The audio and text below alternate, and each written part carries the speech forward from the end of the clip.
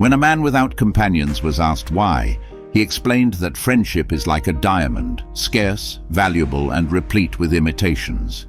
If you make a mistake, you will eventually conclude that genuine diamonds do not exist, only replicas.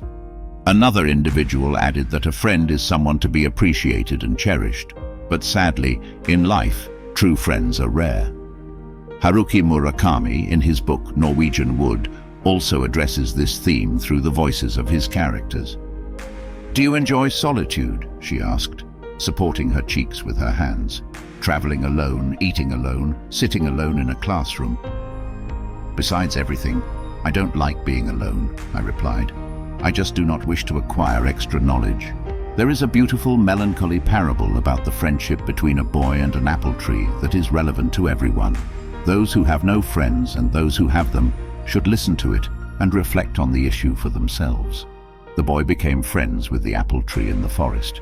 He often visited her, swung on her branches, ate the apples she gave him, created wreaths from her leaves, and imagined himself as the king of the forest. On a hot day when he got tired of playing, the apple tree protected him from the sun, and the boy fell asleep in the shade of it. The apple tree believed in sincere and genuine friendship. Time passed. The boy grew up and began to visit the apple tree less often. He made new friends and developed new interests. However, occasionally he still returned to see the apple tree. One day, when he returned, the tree noticed that he was deeply disturbed and asked, "What happened, my friend? Why don't you play with me anymore? Do not waver among my branches or imagine yourself a monarch. A king must possess riches, and I have none," replied the boy regretfully. "And you don't have either, but I have apples.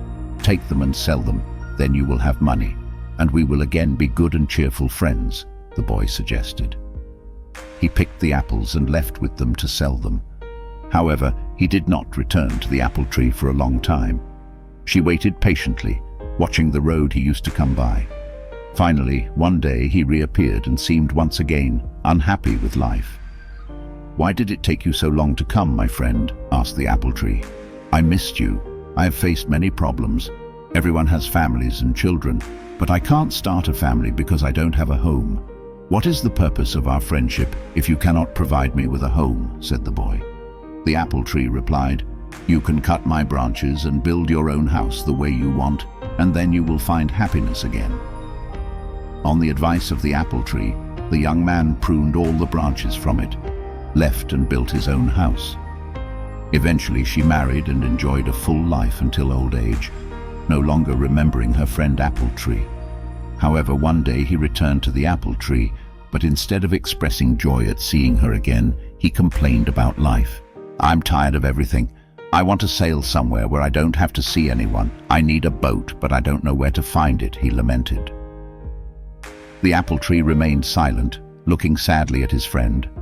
But the man took an axe and without hesitation cut the tree trunk repeatedly until he turned it into a boat. Without even looking back, she set off, leaving behind the poor stump that had once been her faithful friend. Over time, frequent rains continued to water the apple tree stump. The sun warmed the ground around it, and occasionally wild animals climbed on it to rest, enjoying life.